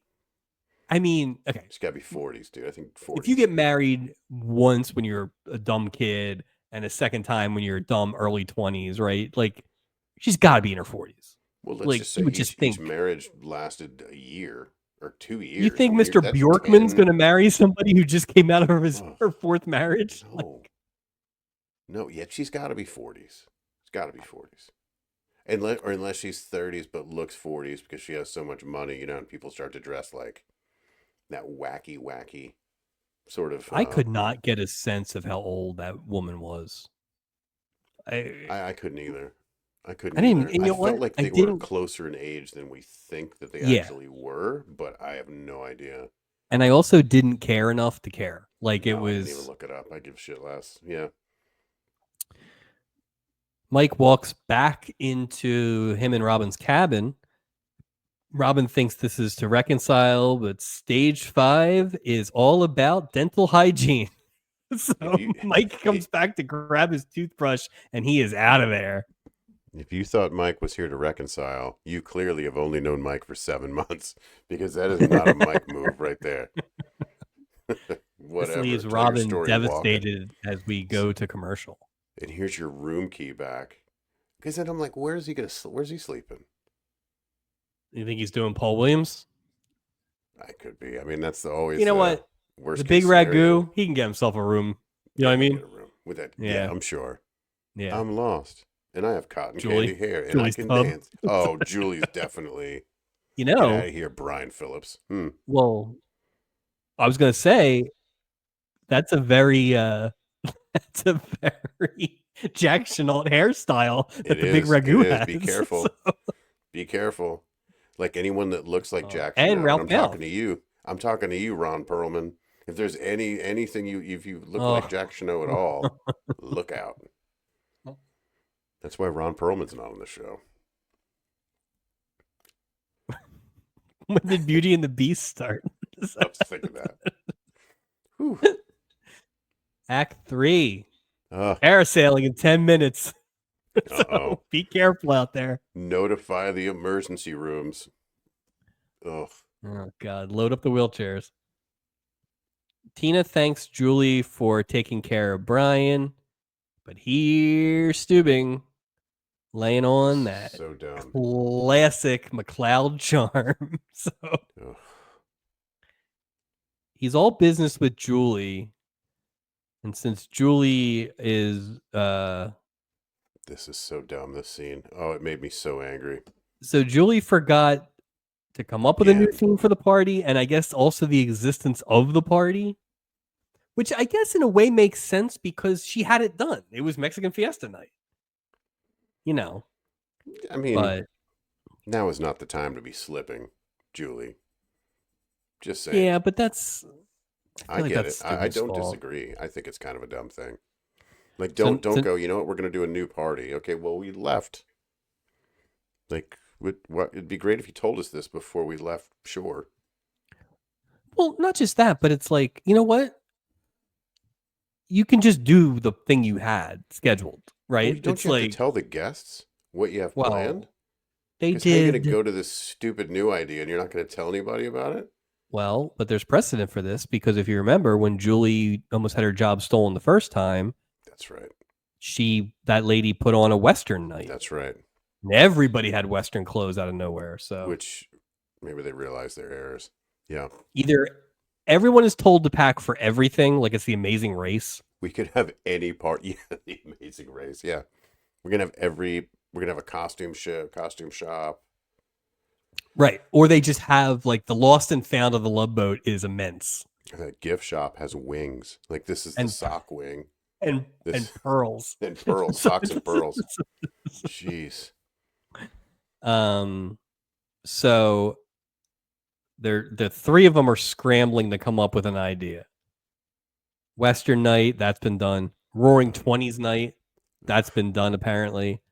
Mardi Gras, that's a little too crazy for Merrill. Yeah, settle down. Tina suggests a sock hop. Worst. Yeah, worst everything I've ever heard. Stubing thinks this is the greatest idea Great he's idea. ever heard. Stubing's such a fool. Yeah. And then he basically tells Tina that she can help Julie, and Julie's like, sure, the more the merrier. Tina at least does the thing where she's like, well, we should probably check with Julie before. Right. You idiot. So He's all about trying to create rifts. Like he's acting like he wants Julie on the boat. Well, last week he didn't stop her from leaving, and this week he's like, "Oh, Tina, you are so smart, so much smarter than Julie in every." It's just such a jerk move, man. Julie, who's standing right here. Right? We considering what talked she about just it. went through, man. Yeah. We talked about it last season. I think it was the Amin episode with the dumb waitress. But like he is a messy bitch. Like he just loves the drama. He wants it. To stir the fucking soup. He always wants some kind of like. And this week it was just. And you know what, Mike? We've seen enough episodes where we know what Stubing's all about. You know, my thing is before I felt like maybe we lost our way with Stubing, as we see these type of character, these characteristics. But we've seen it so many times now that it's just kind of is what it is. Yeah. Like, I feel like we know who Stubing is based on how they portray him, Yeah. even in these negative ways, because it happens all the time. Yeah, it doesn't bother me as much in the consistency part because you're right. This is just part of it. Yeah. Right? Like there's Right. these little dips. There's like 4 or 5 dips every season where he turns into this, you know. It's like a weird So attention seeking. Like, you're the sad, captain. lonely. Isn't that enough? No, it's never enough, No, Mike. it's never It's just enough. it's like a pack of crawlers, brother. It's just never enough. So You said crullers, and somewhere his ears perked up. 3 p.m. somewhere.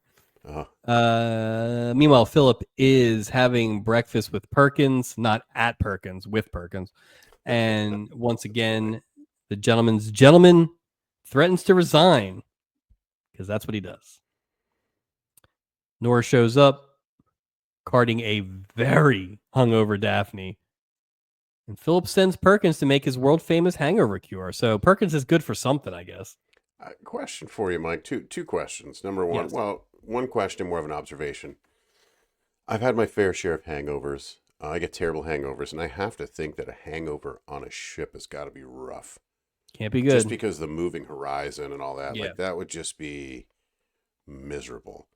But my question is, have you ever found a hangover cure that works for you personally, or have you known of a hangover cure? Yes. But it's booze. Yeah. So Yeah. You're just creating a whole new problem. the only thing non-booze that ever worked a little bit for me would be just the greasiest food cart breakfast sandwich you could find. But like when I used to get really hungover, like the coffee didn't taste right and all that kind of stuff. So it just had to be greasy. But the worst hangovers I've ever had, unfortunately, had to be fixed by the hair of the dog. And that's not great, but it does work every time. I just remember a particular instance. It was a football Sunday. We all had quite a night the night before. And you had an interesting hangover cure. And your plan this day was to drink a little, then to get into an argument with a fried piece of chicken on a plate on your lap, fall asleep when you're done with the argument, and then wake up an hour later and eat the chicken. So I was like, leave him alone. He has his own system. Never fell off the plate. Chicken never fell off the plate. It was something to behold. It really was. Oh God, yeah. I've former guest of the show, future guest of the show, Tanya, makes the best hangover cures, but it's basically just like vodka and some fruit juices. It was good. Those But the things are problem really is, good. if you graph it, it's like I'm very hungover.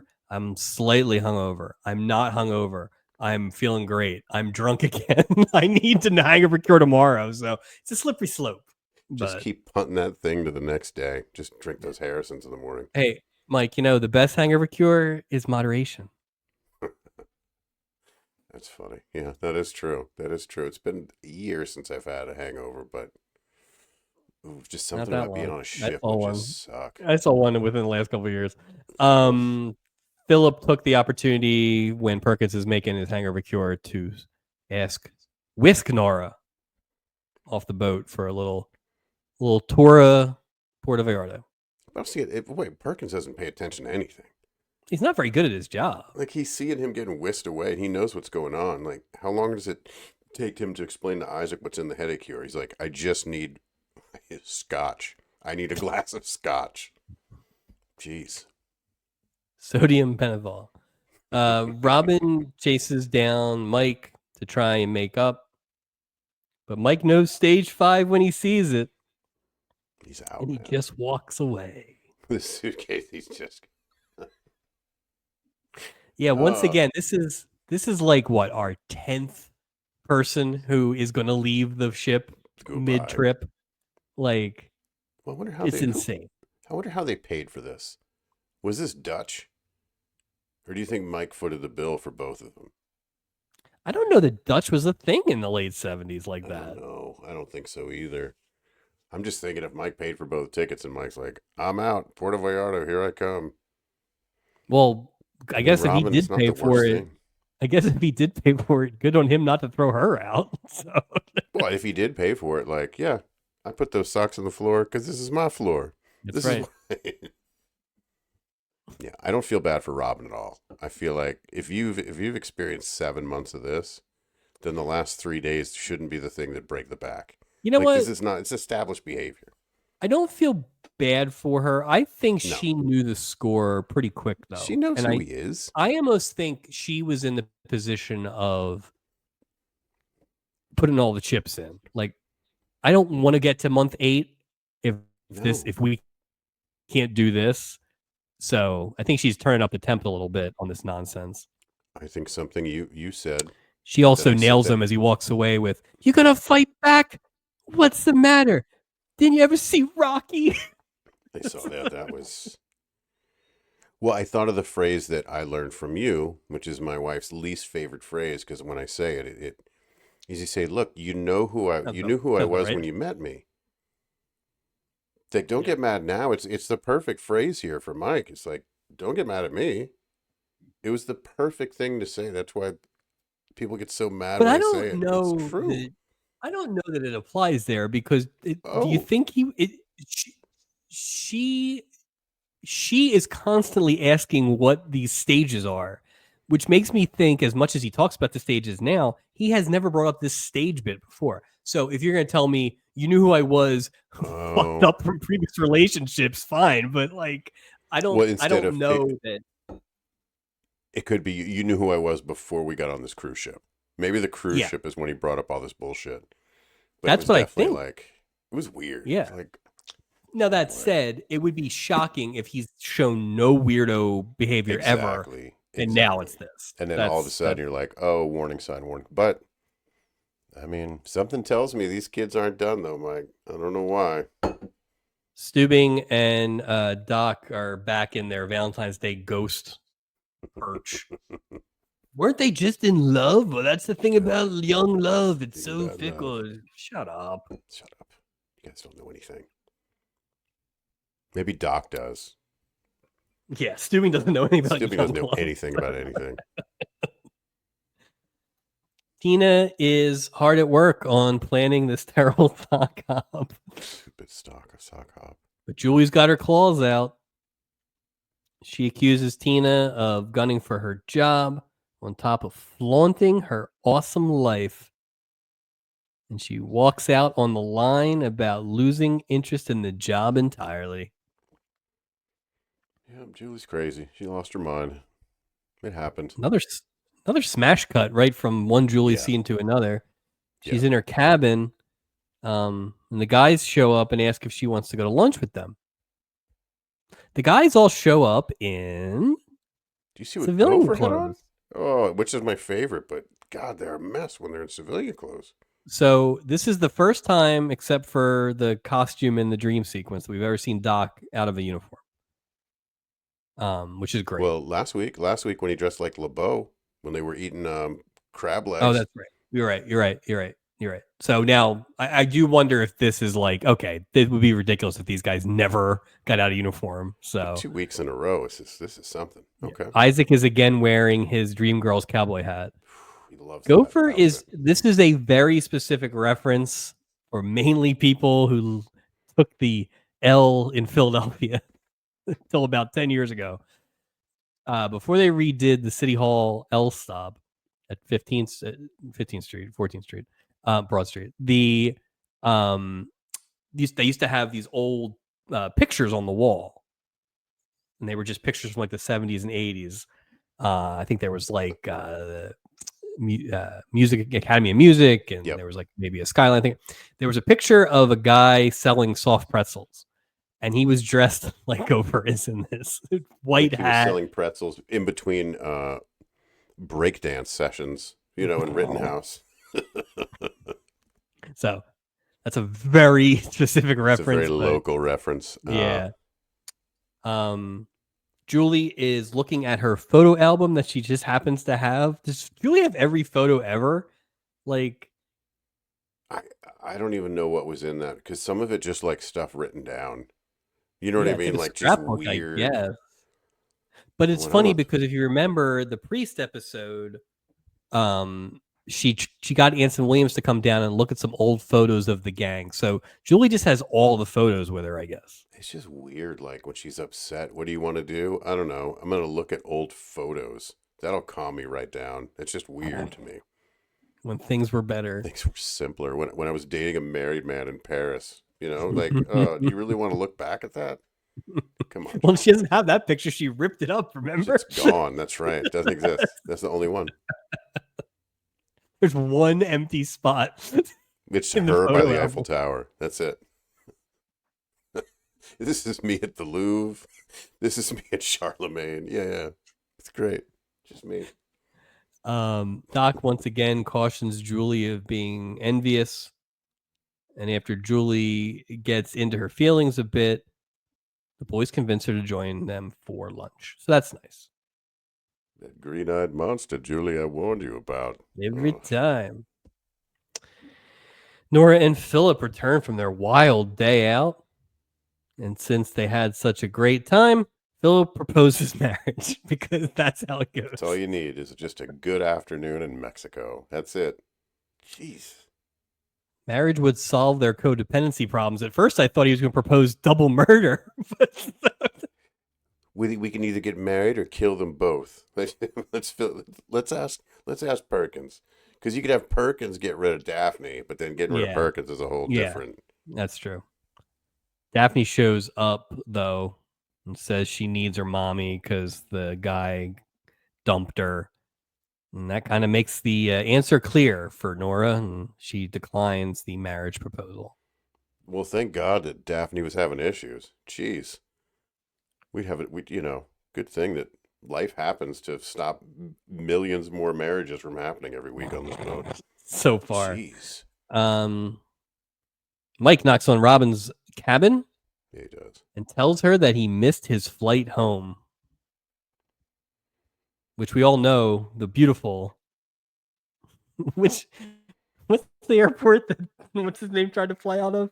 Oh, was it Puerto Vallarta? Yeah, it was Puerto Vallarta. That's right. Puerto Vallarta International Airport, or PVVIA, something like that. Yeah. R.I.P. Ken Breyer. Or they're flying in and out of the Stubby winner Ken Breyer. Or they're flying out of the totem pole. I think it was the Mazatlan International Airport. Actually, yeah. So they refuel at the totem pole. The ocean. Yeah, there's no chart this week. Keeping it simple. Yeah, boo. What the chart? The dotted line. Come on. This week we'll be going to when Mike knocks on the door, he tries to explain his stages thing is essentially baggage and kind of like he's been burned before. But Robin has no time for that. No. You didn't just miss the plane. You missed the boat. Bam, commercial break. Out. He's like, what do you mean? I'm standing on the boat. No, but I meant it. Oh, it's so... Wait. They gave Robin 2 commercial breaks. Act 4, thank God. Stubing is in his office with Drew, and he's on the phone with Julie, just gushing about how awesome Tina is and how great the sock hop is and all this stuff, like he's in 8th grade. So dumb. Yeah. Tina's big idea that Stubing is so infatuated with now is that a reverse Bon Voyage party, where they basically would have like a little party as the boat is returning to port, and everybody would get a champagne cocktail. Not surprising that Stubing would be in favor of potential drunk driving by serving everybody at the end here.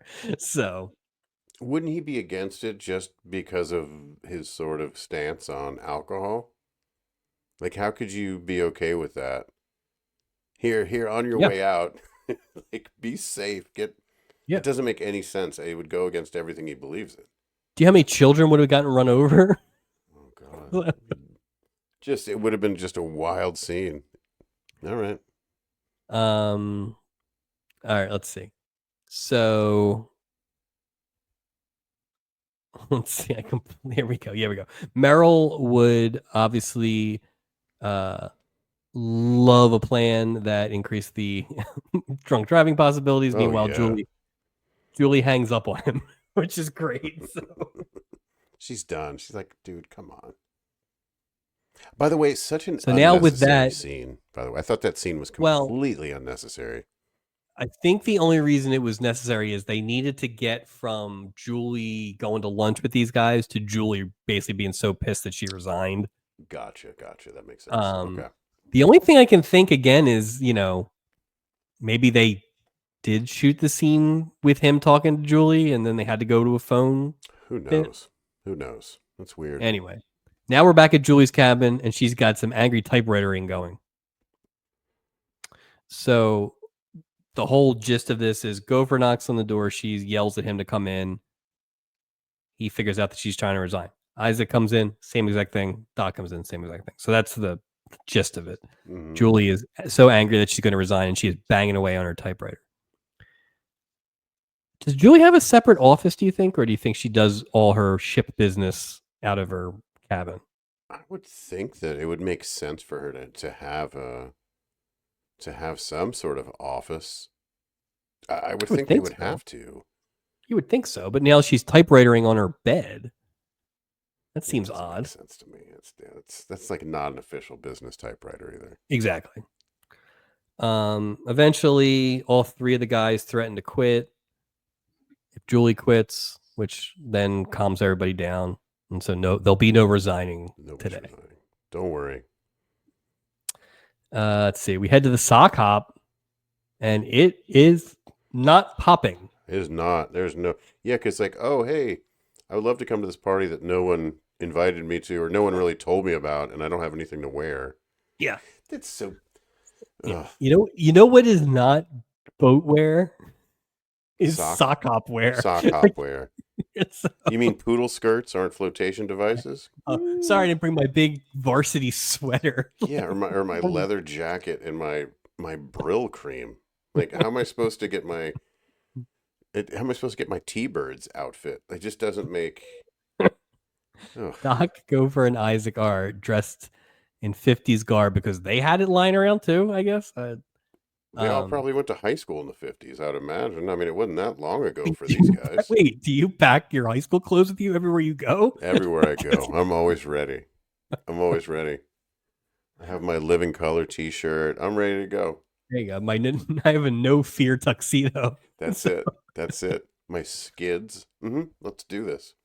They're the only ones there. They know it's a bomb, much like this episode. Yeah, this is just terrible. Know what's going on.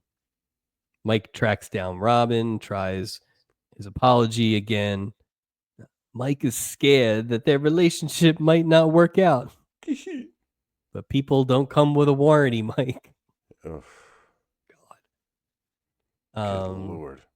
That's kind of it, too, for that storyline, I guess. That storyline was so dumb. It was so dumb. They shouldn't have been on the boat. Tina walks into the sock hop and quickly gets the hell out of there because she knows that she screwed it up completely. It's like, oh, this is terrible. Yeah. Speaking of Tina's creations, poor Brian is stuck listening to Stubing drone on. What room is that? Is that Stubing's office? And I think it was supposed to be the bridge.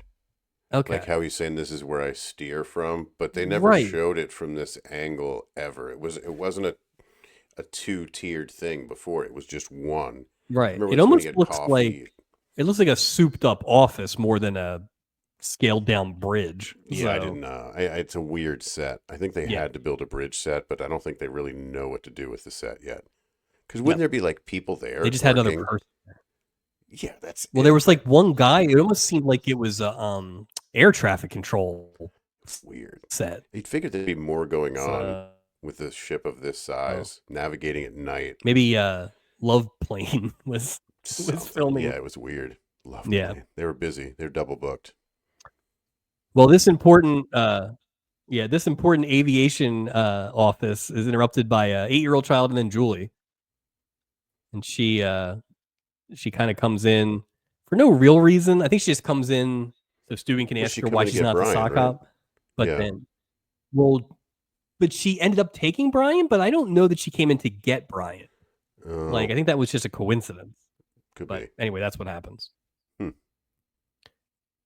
Stubing was surprised she wasn't at the sock hop because he's an idiot. A Sock hop. Ugh. lot of deck action now. Yeah. Philip finds Nora and he tries again to get that marriage proposal accepted. Perkins shows up and finally gets his resignation accepted. There we go. 2 birds, 2 stones. He doesn't even really get through it though before Phil's like, hit the bricks. Yeah, So, no kidding. He could not. I wasn't surprised. I wouldn't be surprised if he just walked right off deck into the water. Didn't yeah. even break stride. I'm done. What would be funny if he like if Philip kind of like wheelchaired him off like R2D2 tipped C3PO off of Jabba's barge before it exploded. Put a cow catcher on him and just push him. Yeah. Yeah. And they have to pull Perkins out feet first. Didn't fall from the Sarlacc pit. Yeah. We're on our way. On our way. Here we go. After all that happens, Nora somehow softens on having to take care of her daughter, and she's cool with getting married. So all's well that ends well. Except for Julie. So on the other side of the deck, Brian asks Julie if you can send mail from the ship, and she's like, of course, why? And Brian's like, I want to send something to my dad. And she's like, silly boy, you'll see him when you get home. No, dad doesn't live with us anymore. Uh-oh. Twist. Why don't you Julie stupid is Julie. Now Julie feels bad. So in Stubing's office, Tina's feeling bad about her horrible sock hop idea. She's Worst devastated. sock hop ever. Julie shows up to apologize for the actual failure that Tina is at marriage. That just sounds terrible. Oh, Tina, I'm sorry. You are a bit of a mess. I feel so much better about myself. It looks like the grass is not greener on either side for you. It's terrible. Like you're just like, oh, this is okay. They go back and forth. They basically both apologize for being mean. It's a classic Julie scenario where she gets mad for like a little and then ends up apologizing at the end. But Julie didn't do anything wrong here. And No, she went back and apologized immediately. I don't think she did anything wrong. This is really Stubing's fault. I agree. 100%. He did this. Yeah. Gopher tries. I thought this was funny. Gopher tries and fails to get the party going. He's like, all right, I gotta get this baby popping. So he tries one like 50s DJ kind of thing, and nobody cares. Nobody cared. And it's just them kind of dancing for a little bit of Paddington Boat this week. Yeah, a little bit. I agree. Which I'm fine with. I'm fine with that. Well, they're one in here, so. Yeah. Act 5, thank God. Robin and Mike are walking down the steps. Apparently they're back together, smooching all the way down. Great. Don't know why, but okay. Enjoy your rocky Don't know that anything really got settled either, right? Like the whole thing is that Mike thinks that relationships don't work ever because you can't get it in writing that they will. Like, it's just the dumbest thing. I tell you what, you were barking up the wrong tree, Robin. You know, you need to. Yeah, that's not going to work out. No. Perkins got a new job, but twist, it's with the Texas guy that Daphne is with now. So now he's got to serve Daphne. Oh, Perkins. Oh, what a small world we live in. Tina and Brian head out as the two former Stubing mentees leave with their friendship back on track. Tina thanks the crew and then makes sure to give Meryl a specific thank you for, quote, your understanding. Understanding what? I would say the misunderstanding. Well, or like first your of all, lack of... is it the understanding that the sock hop's up? Because that's Stubing's fault. That sock hop was fucking terrible. Yeah. If it's anything else, it's creepy. And this goes back to something we saw a lot last year. If you remember, Stubby winner Tony Santini profusely thanked the captain after being forced to work over Thanksgiving and pay for it. So it's like this This was a very last season Stubing's the Emperor of the Sea episode, He which I stinks in this never liked. episode. No, me neither. Yeah. And then finally, Brian drew a picture of the whole crew, and it's lousy. And he says he draws them like he sees them. Freeze frame. That's it. And that is episode 2 of this season. Totals and recap. We were on a streak of 4 very good episodes in a row. We are not on a streak of 5 very good episodes on a row. This is not one of them. No. This is our first bad episode since the Terrible 20s, interestingly enough. So I don't remember the last time we had 4 good ones in a row, so we really can't complain. And I will say, this is what happens when you build a little equity. I didn't like this episode, but I didn't hate it. It wasn't. It just was. Yeah, nothing. Nothing. Yeah, I agree. It's going. You know what it's going to be? We're going to sit here in like March next year, and we're going to be getting ready for the Stubbies, and you're just going to be like, "Oh, right, that episode." Yep. This episode is not gonna. No, it's as unmemorable an episode as we maybe have ever done. Would you say that there are 0 Stubby nominees in this episode? Probably. I'd be surprised if the Olds. Well, Adam Rich didn't do anything. No, he wasn't good. Yeah, look at the Olds from last week. Look at Lauren Green. Well, that's what I'm saying. Yeah, and Audrey Lindley did last week. Like, right. You can't. So touch that. I don't think so. And on the flip side, nothing. The only person who's got a chance is, and I don't think this will happen, is like Daphne could be like the worst or something like that, or biggest horn dog, I guess. But like, it's not but she didn't even do enough to. No. I would probably be put it this way: if there are, then this season was not good. Yeah, but let's hope. Let's hope this is not the best of anything. So I think we kind of decided that even though we don't always put 2-parters in, that was good enough last week that it will be. So we are currently best episode was last week.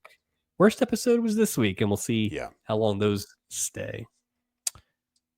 This was hard. Captain of the Week. Man, I tell you what, Walk the Plank was so much easier. Just based on, God, this is not easy. I'm gonna say Philip Schaefer. Yeah. In a lean week, because I didn't know who else to give it to. There was no one else I really, and I'm not saying Philip Schaefer really deserves it. No, but he's the lesser of the many evils of this episode.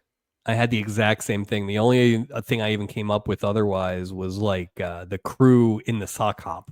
Right, which is like, such a but specific, I mean, it was just 35 seconds. It's just like it wasn't a banner episode. No, this was. No. It was hard. It was actually hard to come up with. It was potential candidates. Yeah, think of something positive about this episode, and you're like, seriously. But again, it is funny because usually when they're this bad, we hate them. But it was just. It wasn't even hateable because there wasn't enough to even like register. I'm almost not mad though, because last week was so good and it was the season premiere that especially if next week is good, then I'll be like, okay, that makes total sense. Makes total sense that you did that. Yeah. So I'm fine with it. But I do agree with you. We're kind of spoiled. Yeah. After the 4, because we're like, but this, look, we knew it was going to happen. I didn't hate it. It just didn't register. I would bet we hadn't had 4 in a row since like literally the first 10 episodes that we did. I agree. Like, I can't imagine we would have. So. Well, we were due. You don't you don't want to go into the playoffs without losing a game. You got to get a loss out of the way. You know what I mean? Oh, right. Because I totally expect us to have 24 out of 25 great episodes this season. You know me. Mr. Positive. That's Walk the plank. Worst of the week. Oh, come on. It's Stubing. And I don't even mean that in a funny way. Nope. You're right. Like he's just a scumbag this week. Yeah. Just the crushes and this and stirring the pot and just insensitivity and just. I don't think he should. it's probably more the princess's fault, although you could see him totally like volunteering himself into that job. He shouldn't have been the cruise director trainer. That's insane to me. No, that's nuts. That's nuts. Be like, how'd you go from that to a captain? Like, because you're tremendously overqualified. Well, you're I not think even he was specifically qualified. Don't you think he was the captain, I don't know why. cruise director trainee? No, I don't think. I just don't. I can't imagine those are. There's a So completely do you think different. it's okay? So he leaves the hospital boat in the war. Then he Talking about after his does D-Day experience, right? right. Let's Then he just does some okay. boating. He does enough Yeah. boating to avoid and drinking and drinking to avoid and Stacy. drinking.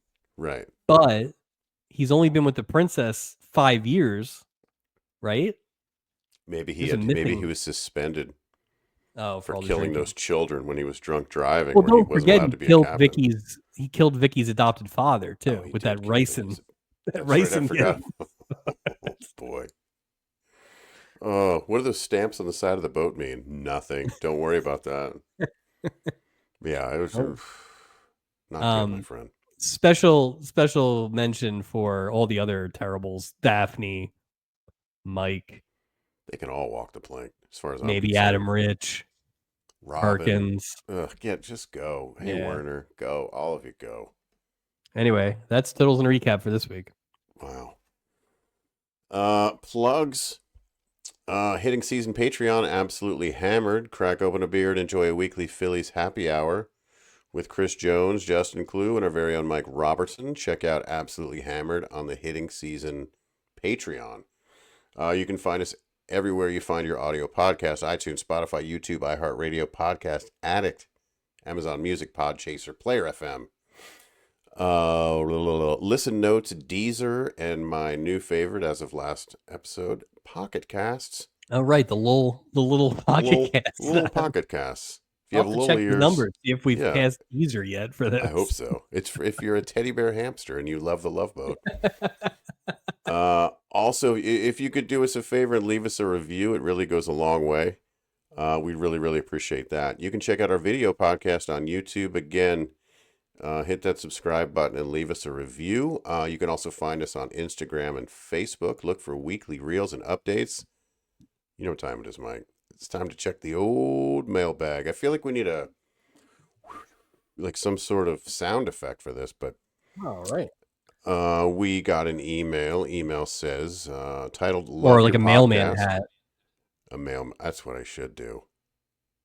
Love your podcast. I watched The Love Boat in its original run. I was about 9 years old when it debuted, and my parents considered it quite risque, but I would sneak and watch it. Love your podcast. You guys make me laugh out loud. Keep up the great work, Marianne. So thank you, Marianne. It's lovely to hear, to get some feedback from our listeners. Risque, huh? I could see that being considered risque. Yeah, If you're especially. 9. Well, yeah, and you know what's funny? I feel like we haven't had a really crazy risque one, but like some of those season 1 ones were wild. Yeah, things were getting a little crazy in some of those episodes, but Oh. yeah, I could see that. Yeah. You can. What's that? Were you gonna say something? No, nothing too risque for me. But Nothing too risque. Yeah. You can email us at theloveboatproject@gmail.com. We'd love to hear from you. I did look ahead, Mike, to our next episode. First of all, Doc is sick. Oh, no. Literally, Doc is sick. Uh-oh. We meet a meddling former dance partner. Didn't we do that with Disco? But maybe not. Maybe it's different. This is ballet, I believe. Oh, well, I wonder if completely different. I wonder if there's mention of Stubing's nephew. You know, the ballayer. Yeah. And a stranger accepts an invitation to go on the cruise. Huh. So we'll see. I'm also very excited because one of the guest stars next week is Susan Sullivan, who in and of herself is not that exciting, but she is the first cast member of a show with one of the greatest theme songs of all time. Prepare for me to sing it a lot next week. It's not the Ropers. It's not the Ropers. Don't worry about it. That'll be for next week. Got a little teaser. All right. Something to look forward to. Well, that's it for episode 2. We will be back next week. We can't win them all. So thanks for sticking with us on what was a very repetitive, mundane, boring episode, but we've seen worse. The project And we continues. will see worse. That's right. But hopefully not next week. No, I feel good about next week. We're going to get, don't know why I feel this way. Just feel like, we're going to get back. We're going to get back on a hot streak. These episodes are going to be hilarious. We've been lucky with 3s. If you remember, last season's best episode was episode 3. That's true. So, and episode 3 from the first season, I remember being very strong as well. Yeah, that was Mike Brady shooting people. Yes, Mike Brady shooting people. Whiskey sours. That's right. Yeah. All right. So hopefully third time's a charm. Get it? A charm. Anyway, thanks for listening. Thanks, Mike. And we will talk to you all next week.